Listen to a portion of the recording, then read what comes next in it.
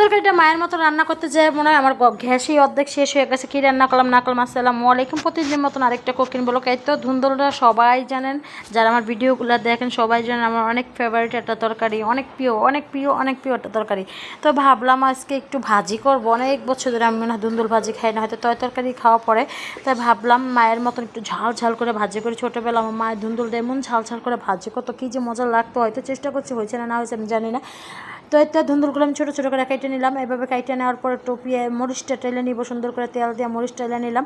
টেলে নেওয়ার পর সুন্দর করে একটু পেঁয়াজ দিয়ে দিব, একটু মরিচ দিয়ে দিব, শুকনো মরিচ, এগুলো একটু ব্রাউন কালার করে নেব। কারণ এভাবে একটু ব্রাউন কালার করে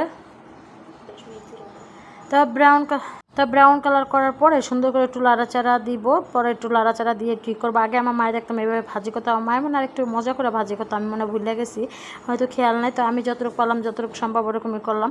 তো যাই হোক, এদিকে ধুন্দুলগুলো দিয়ে দিলাম। ধুন্দুলগুলো দেওয়ার পর সুন্দর করে একটু লাড়াচাড়া দিব।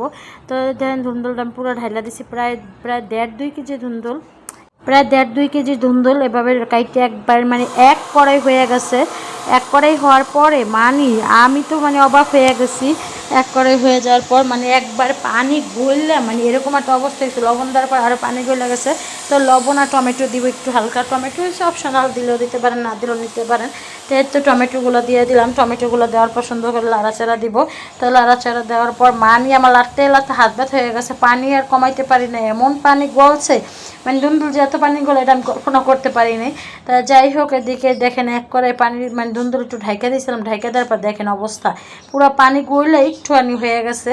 কিন্তু ভাজিটা কম খাইতে সেই মজা হয়েছিল, একটু ঝাল আমার হাজব্যান্ডও বলতেছিল যে ভাজিটা আসলে অনেক মজা হয়েছে, একটু ঝাল হয়েছে, তো ভালো হয়েছে বলে নাকি। তা যাই হোক, এই পানি শুকাইতে আমার গ্যাস অর্ধেক শেষ হয়ে গেছে। দেখেন একবার একটু নিয়ে গেছে, আর যতই অল্প হয় তত পানি গলে, যত অল্প হয় তত পানি গেলে। তা যাই হোক, ভাজিটা কম অনেক মজা লাগছিলো, ভাজিটা খেতেও ভালো লাগছিলো। তাই তো যাই হোক, এদিকে আমার ধুন্দুল ভাজিটা কমে যে লাটতেই আছি, শুকাইতেছে না। লাস্ট পর্যায়ে শুকাইতে একটা কড়াই আমি পুড়িয়া লাগছি, দেখেন কি অবস্থা লাগিয়ে গেছিলো কড়াইয়ের সাথে। তো যাই হোক, যত লাড়ি তারপর পানি রয়ে যায়, কড়াই একবার লাগিয়ে যায়, তারপর পানি রয়ে যায়। তাই তো নামানো শেষ, একবারে পোড়া করে ফেলাইছি, একবার কড়াইয়ের সাথে মিক্স করে লাইছি। আর এদিকে একটু ধনিয়া পাতা দিয়ে নামাই নিব। তো আজকে আমাদের দুপুরে খাবার ছিল মুরগির মাংস, ধুন্দুল ভাজি। কেমন হয়েছে একটু কমেন্টে জানাবেন।